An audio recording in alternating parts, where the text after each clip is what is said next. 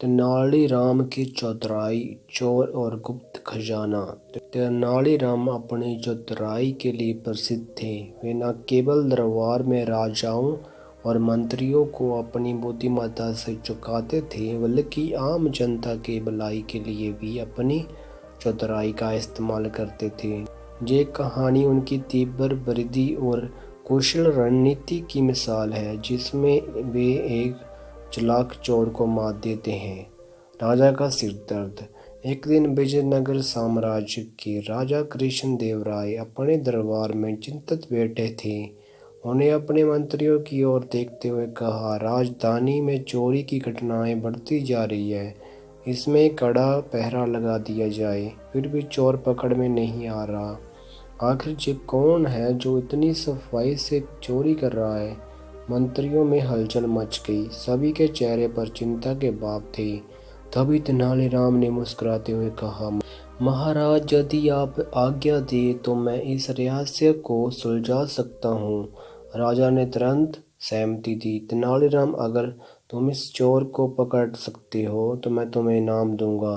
शहर में एक चोर था जो बेहद चालाक था। वह हर बार अपने निशान मिटाकर निकल जाता था।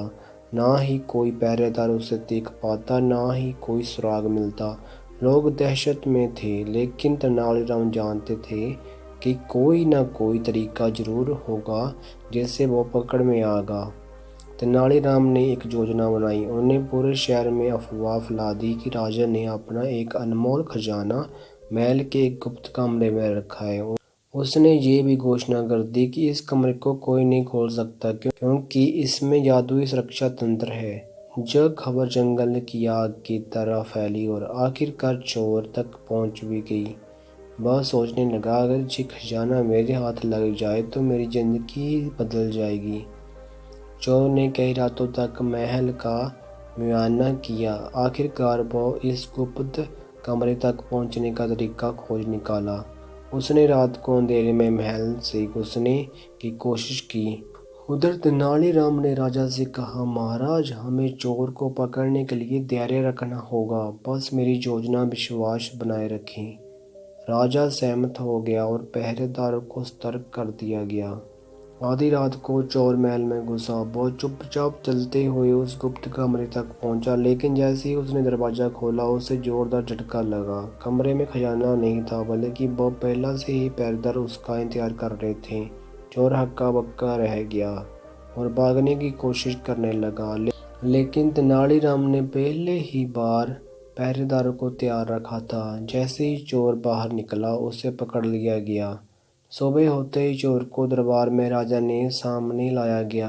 राजा ने गुस्से से पूछा, बता, तू ही है वो चोर जिसने पूरे राज्य को परेशान कर रखा है?